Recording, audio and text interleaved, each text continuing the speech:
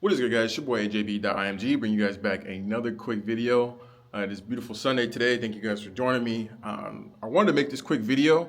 As you guys previously saw, I just uploaded a video where I was taking the Miata out onto Skyline Boulevard, having a lot of fun.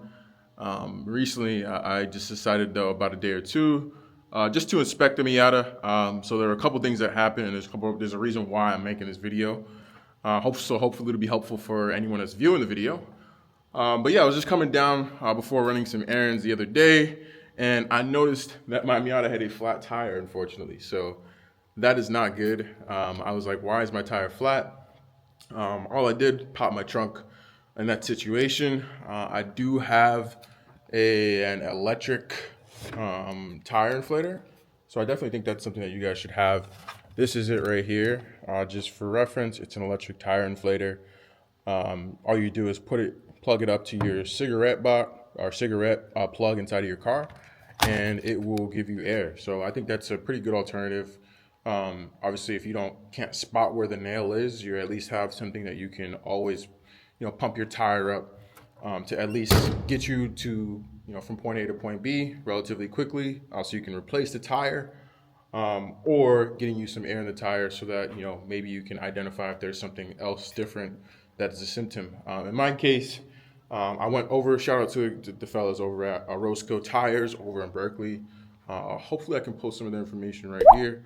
But they're over in Berkeley. I want to give them a quick shout out. Every time I go over there, if I have any issues of like just tires or anything like that, I need a nail pulled out or anything inspected. They're always quick on it, relatively, good prices as well. Went over there, thought there was a nail in my tire, and that was not the case. I did have a warped or slash bent rim, which they were able to buff out for me and put an extra bead in there so that it is now holding air as it should. But unfortunately, while they were, fixing the rim on my 14-inch little Enki wheel, hopefully you guys can see this. Hold on, let me turn this around real quick. On my little Enki wheel right there, I noticed that, unfortunately, one of my end links was broken. All right, so you can see that right there. Let me get a little bit closer. But that is not supposed to look like that if you know about cars. So I was just inspecting this area, right? I usually like to inspect my suspension, my control arms, see how everything's looking, look at my brakes, look at my pads, all that stuff. Again, you don't have to be a car expert, but I was just going in here. I usually like to check both sides. I also was hearing like a bit of a thump. So I was kind of wondering where that thump was coming from. But now that I was able to, get that wheel taken off again, I was able to further inspect. I'm seeing that's definitely the culprit. So what I did was I ordered a new end link, so a new Racing B end link. In this case, this is supposed to be tucked. That stud right there is supposed to be tucked inside of the top of that sway. So that red piece right here is that sway bar. That's supposed to be tucked, which is the end link end of that.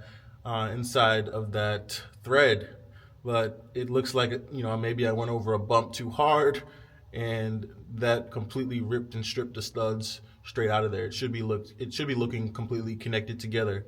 So I'll get this repaired pretty soon. Again, the Miata is not obviously running at full potential if it's got a broken end link, as you can see.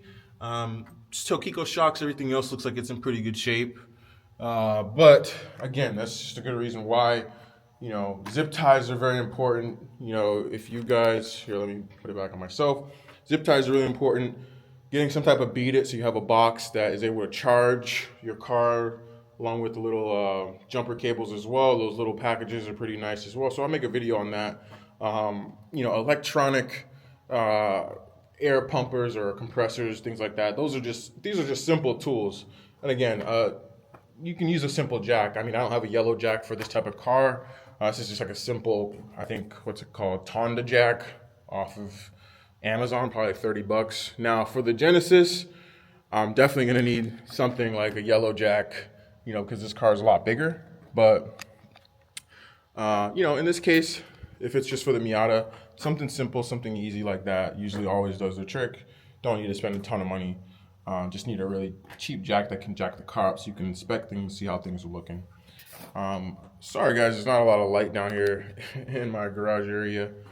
I actually ordered a light, a work light, so I can get more light. When I'm jacking up the car, I'm inspecting things. You guys can, if I make a video on it, you're able to see it or you're able to see me a bit better. But yeah, I'll go up and jack up the other side just so you guys for reference are able to see what it looks like or what it should look like. So you're not just taking my word for it. And if you decide to do this to yourself, when you're checking your wheels, you're checking your tires, anything like that, I think it's just important at least have the tools so that you can do it. But yeah, just checking those tires, checking those key components of your suspension is going to be important, so you are not flying off the freeway. But yeah, I'll get back to you guys in a quick second once I jack up the other side so you guys can see what it should look like. 3, 2, 1, go. What is good, y'all? It's your boy AGB. I'm back again. Just want to bring this quick segment so you guys can actually see what I was talking about. We are on the passenger side. This is what the passenger side looks like. So you can clearly see that that end link is intact. And it is connected directly to that Racing Beat sway bar. So that is why we have new end links coming in. Definitely don't know how I bent my rim, probably with all these terrible potholes in Oakland. But that is okay because we were able to, again, put our tools to use, identify the problem, and now we have the solution. We don't need to continue to drive our car, making noises or just not in the best state that it can be. So excited about that. Definitely always invest, as I said, in proper tools. You don't need to be a full-on mechanic in most cases. If you're on the road, you're not going to be working on your car on the freaking road anyway, on the freaking freeway. So in most cases, as long as you have just the proper tools, right? Like I have this freaking flashlight is horrible, but I'm getting some bigger ones, which will be nice. You really want good flashlights so you can at least kind of see and identify the problem.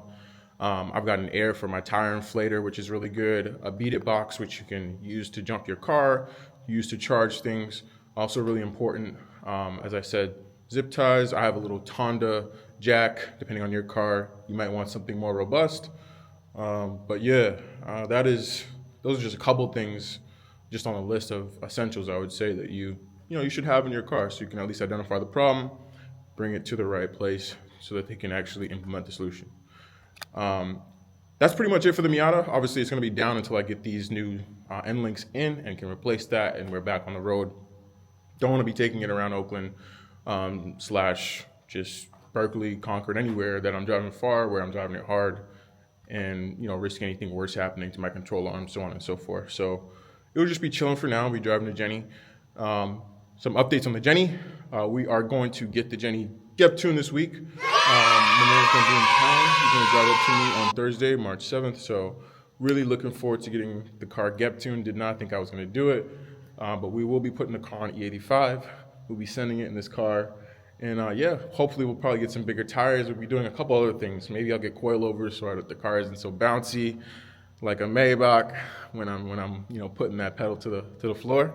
We'll see though. But yeah, that is some news coming for your ass. We're getting this car Gep tuned this week, so it'll officially be tuned. I'm actually gonna do it.